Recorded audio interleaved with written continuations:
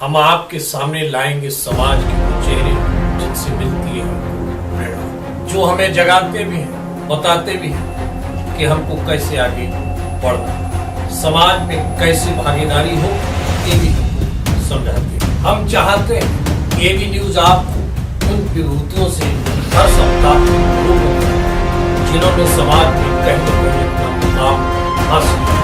हमारा उद्देश्य साफ है कि आप विभूतियों से प्रेरणा लेकर आगे हम आपको ऐसी शख्सियत से कराएंगे रूबरू कि आप समाज में इनसे प्रेरणा लेकर आगे बढ़े और समाज में नया मुकाम हासिल करें।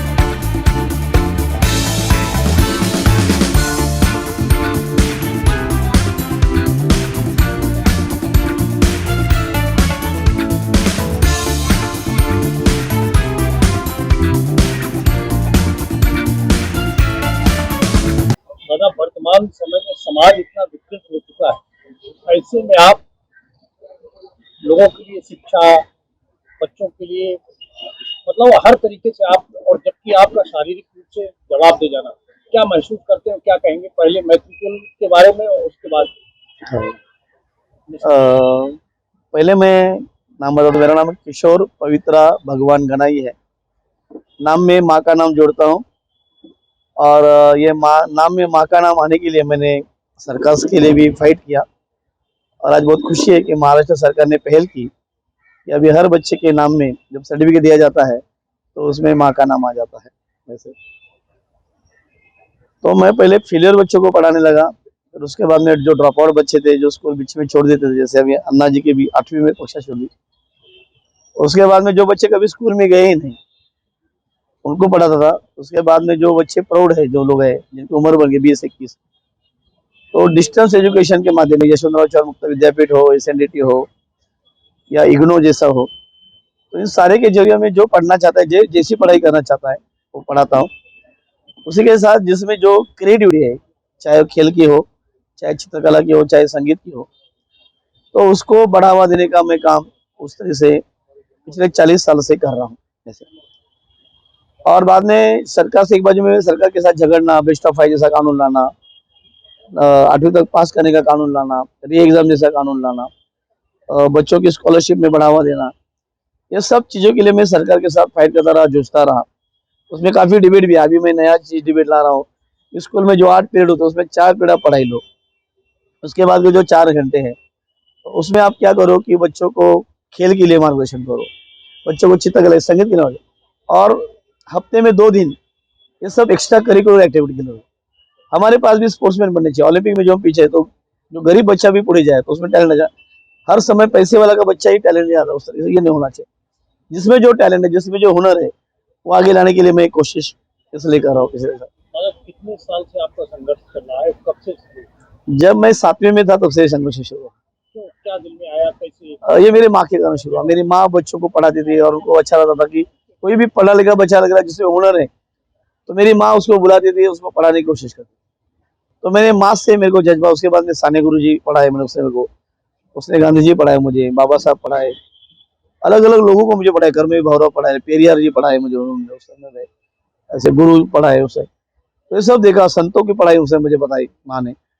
ये सब माँ के कारण मेरे पास आ गया ऐसा। माँ की प्रेरणा? हाँ, ये मेरी माँ की प्रेरणा, फिर गांधी जी की प्रेरणा और वो समाज सेवा में हाँ हाँ जी क्या है? हाँ, उसके फिर उसके बाद से हमारा तो चलता गया सिलसिला। और माँ को लग रहा था कि मैं अधिकारी बनूंगा ना, कि मैं बड़ा अधिकारी बनूं और अपने पास थोड़ा सा जमा करते करते तो जो है अपने हाथ दे दूं पढ़ाई, मतलब अपना एक, उसका कहना था कि साल में एक पगार आदमी ने देना चाहिए गरीबों के लिए ऐसा, और हर महीने में अपना जो कमाई करे उसमें से 20% जो है वो समाज को। ये मेरी माँ के पास आया, वो गांधी जी के कारण आया, बाबा साहब के कारण आया, संतों के कारण आया, शंकर जी, वो सब के कारण माँ के पास से आया। तो मैं कहना भाई, मैंने देखा कि मैं ये काम में मेरे को ज्यादा रुचि है, तो मैंने काफी गाने बनाए इसके, कि जो बच्चों को, छोटा छोटा बच्चा है जिसको साइंस नहीं समझ रहा है, तो मैंने वो साइंस के गाने बनाए, जैसे कि डिंग चैंग डिचांग डिंग चैंग डिचांग, त्रिकोणाच्या कोणांची ऐशी का तैशी, बेरीज त्यांची 180, डिंग चैंग डिचांग डिंग। तो त्रिकोण के 3 कोण, गाने में जो छोटा बच्चा भी बोलता है तो उसको त्रिकोण, न्यूटन का गाना मैंने बनाया की झाडावरून पडतं फळ त्याला कोठून मिळतं बळ, विचार करतो न्यूटन सांगतो गुरुत्वाकर्षण। न्यूटन सोचता है तो मालूम पड़ता है कि गुरुत्वाकर्षण का जवाब देता है। तो ऐसे गाने मैंने पढ़ा लगे, सारे गाने मैंने, वो एक चस्का लगे, पता नहीं कि बच्चों को समझे कैसे, तो उसको ज्यादा से ज्यादा इजी कैसे करूँ, ये समझ में मैं ये सब करते गया। और मेरा एक्सीडेंट होने के बाद मेरे आप जैसे कुछ लोग थे, तो उन्होंने सोचा कि अभी दादा का 50 साल हो गया, अब दादा को हम एक घर देखे बड़ा बस होगा, अभी हम पढ़ा रहे। तो मैं बोला नहीं, मैं अकेला अपने घर में नहीं कर सकता था। तो मैंने आश्रम शुरू किया 7 साल पे, 2017 से। ये सर, क्या आज मेरे पास 4 आश्रम बने अपने। एक कल्याण में भाड़े की जगह में, एक मानगांव में है, दोस्त की जगह है, सातारा में एक वारकरी भाई है, उन्होंने अपने मंदिर की जगह मुझे दी है, और एक भोर में। 4 जगह है और 5 जगह, सातारा में 2 जगह पे चलता है अपना सेंटर, तो 5 जगह पे अपना सेंटर चल रहा है उस तरीके से। 5 सेंटरों का संचालन कैसे कर पाते हैं? ये 5 जगह सेंटर मैंने जो संस्था मैंने स्थापित की, लेकिन उसका मैं कोई ना अध्यक्ष है, ना खजांची, ना सेक्रेटरी, ना उस तरह का मैं, बस सब बच्चे संभालते। जैसे एनएसएस कैंप होता है वैसे, तो बच्चों पे जिम्मेदारी दो आप, तो बच्चा करता है। आज मैं यहाँ पे घूम रहा हूँ तो मेरा अब सब जगह के मेरे आश्रम अच्छे से चल रहे, तो उसका एक सिस्टम बनाया है उस तरीके से। सुबह उठना, रात को जल्दी सोना, मॉरलिटी सिखाई मैंने बच्चों को कि पैसे का व्यवहार रखना, हिसाब रखना, उस तरीके से अपने माँ को मानना, माँ का फोटो अपने किस्से में होना चाहिए उस तरीके से। तो एक मॉडल बच्चों को पढ़ाया कैसे, छोटा से छोटा बच्चा मेरे पास कैप्टन है, प्लेट कैप्टन, वो देखता है हर बच्चे ने खाना कैसा खाया, उसमें कोई झूठा नहीं ना रखा। तो जिसकी उम्र 5 साल है बच्चा, वो बच्चा बोलता है, उसके पास रहना पड़ता है, तो प्लेट दिखाना पड़ता है, ये देखो मैंने प्लेट, उसमें कोई भी एक कण भी नहीं रखा, ये देखो मेरा प्लेट धोया है मैंने, देखो मैंने कैसा धोया। तो वो बच्चा उसको चेक करता है उस तरह। उसके बाद नायक होता है जो रूटीन बनाता है, उसके बाद चालक होता है जो चेकलिस्ट चेक करता है, उसके बाद में कारोबारी होता है, उसमें बाद अलग अलग संचालक होते हैं, कपड़ों का संचालक, स्टेशनरी का संचालक, बर्तन का संचालक, एक जिसको बोलते हैं कि मॉर्निंग संचालक, ऐसा हर चीज का एक संचालक बना है। हमारे पास इलेक्शन भी होते हैं, उससे एक मुख्यमंत्री चुना जाता है, प्रधानमंत्री चुना जाता है, और वो अपनी टीम बनाता है, और वो टीम मेंटेन करती है चीज। अब मेरा मिशन ये है कि पहले तो खुद की जगह लेंगे, अब भाड़े की जगह है और मालिक इतनी मतलब बाधाएं आते हैं उसमें, और ये मतलब हम खेती करना चाहते हैं, गाय को जमा रखना चाहते हैं, वो सब चीज के लिए नहीं हो पाता उसके। तो अगर खुद की जगह हो तो मैं 200 बच्चों को रख सकूं, क्योंकि आज मेरे पास बच्चे बहुत है, स्कूल के पास बच्चे नहीं मिलते, हमारे मराठी मीडियम जैसे या वर्नाक्युलर मीडियम जिसको बोलते हैं, उनको बच्चे, मेरे पास बच्चे इतने तादाद संख्या में आते रहे। अभी अपनी जो जगह है 30 बच्चों के लिए, लेकिन फिर भी वहाँ 56 बच्चे बचे हैं, एक कुर्सी में बच्चे सोते, एक दूसरे को संभालते हैं उस तरीके से। तो कम से कम 200 बच्चों को मैं रख सकूँ आज मैं। वहाँ एक साइंस पार्क बनाना चाहिए, एक बुक बैंक बनाना चाहता हूँ, एक टॉय लाइब्रेरी बनाना मैं चाहता हूँ, और अलग अलग स्टूडियो हो, एडिटिंग का स्टूडियो, चित्रकार का स्टूडियो, शिल्पकला का स्टूडियो, गाने का स्टूडियो मैं बनाना चाहता हूँ। और हर खेल के लिए एक जिसको बोलते हैं कि कोड बनाना चाहता हूँ, टेबल टेनिस हो, क्या हो। मुझे कहने के लिए फक्र है कि मेरे 100 से ज्यादा बच्चे अंपायर हैं अलग अलग खेलों में। जैसे मुझे कहने के लिए फक्र है कि मेरे ब्लाइंड बच्चे का भी ऑर्केस्ट्रा दुनिया भर में चल रहा है उस तरीके से। तो ये सब के लिए माहौल बनाने की कोशिश है उस तरीके से।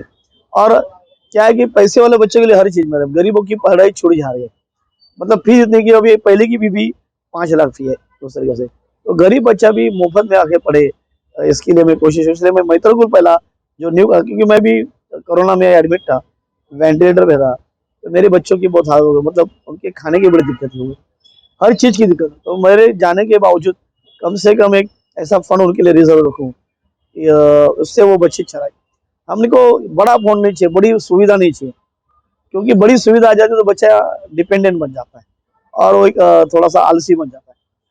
तो कर कम से कम जो सुविधा हो, भाड़ा का खर्चा हो, इसका खर्चा हो, आधा से पूरा भाड़ा नहीं भरना है हमको, ये सुविधा के लिए एक पैसा जमा कर रहा हूँ। एक पहला जमीन खरीदने के चाह रहा हूँ जो 50 लाख की, दिसंबर तक मुझे कम से कम 30-35 लाख रुपए चाहिए। तो जमीन हमारे हाथ में 2 एकड़ जमीन आएगी, कल्याण के नजदीक है, सरकार से जमीन मांगी तो सरकार बोला गुरुकुल जैसे जगह कैसा देंगे, आपके पास 100 बच्चे एक जात के होने चाहिए, SC ST NT OBC Maratha, तो हम उस तरीके से लड़के का आश्रम अलग अलग, मैं एक कुटुंब के भांति रखा, मेरा एक कुटुंब है, जहाँ सबसे छोटा बच्चा 1-1.5 साल का बच्चा है मेरे पास है। सरकार को पसंद नहीं है उस तरीके से, क्योंकि उनके रूल्स उसमें नहीं आता मैं वैसे। तो सरकार के नियम भी बदलने के लिए मैं कोशिश कर रहा हूँ। एक मुहिम आपने चलाई है, जैसे 5,000 लोगों का 2000 रुपये किस तरह का? मैं ये चाहता हूँ कि भाई कोई धनवान मुझे मिला नहीं आज तक, कि मुझे लगा था कि इतने साल काम कर रहा हूँ तो कोई धनवान आए अपना जमीन दे दे मुझे। तो अभी 55 साल की उम्र हो गई मेरी, और मैं सही जगह से जिसको बोलते कि मल्टीपल फ्रैक्चर है, रॉड आयरन मैन बन चुका हूँ ऐसे समय में। तो अभी कम से कम मैं जाते समय तो एक जमीन हो जो 30 लाख की, उसमें मैं 2,000 रुपए, अगर 5,000 लोग मुझे दे तो 1 करोड़ रुपए जम जाएंगे। जैसे जमीन ले गो, कंस्ट्रक्शन का काम मेरा हो जाएगा ऐसा। तो उसके लिए मैं निकला हूँ कल्याण से कोलाबा तक। 6 अगस्त को निकला हूँ, 3 महीने, आज 106वां दिन है अपना, और कोलाबा तक जा रहा हूँ उस तरह से। जो भी उपस्थित थे कोई ना कोई आपको तो कैसा लग रहा था, आपको क्या कहते हैं? मैं सच्ची बोलूं, मुझे आज शंकर पार्वती मिल गए ऐसा। ये सिर्फ नाम सुना था मैं, मतलब थोड़ा सा आगे 2009 या 10 की बात होगी, मुझे थोड़ा सा उस समय मैंने सुंदर जी का नाम सुना था, पर मैं पहुंच नहीं पाया था। फिर बाद में मेरा अपना काम चला, मैं धारावी में इधर पढ़ाता था, कामरा स्कूल थी उधर। आज के बच्चे पुलिस स्टेशन ने मुझे उस समय मदद की थी। उस समय मेरा काम चलता था उधर धारावी के भी, मैं कुछ बच्चे उठा के मैं अपने अंधेरे में लेके जाता था, उनको पढ़ाने का काम करता था ऐसा था। और जब सुंदर अन्ना को मिला तो लगा कि कम से कम अभी मेरी बड़ी समस्या मेरी दूर जाएगी। और उन्होंने जिस तरह से लोगों को जोड़ा, ये कल्याण से निकला हूँ आज तक यहाँ तक है, ये मेरे 8वां 9वां नंबर होगा कि जिन्होंने मुझे इस तरह का स्वागत किया। बाकी तो लोग आते हैं ऐसा नाम के लिए, नोटबुक लेते भेज देते, उनको मोड़ना पड़ता कि भाई आप कम से कम 1 रुपया तो दो मुझे मिलने में ऐसा। तो वो भी नहीं इतना होता उस तरीके से। और आम लोगों ने जितना दिया 18 लाख दिया मुझे, उस तरीके से पैसा हुआ।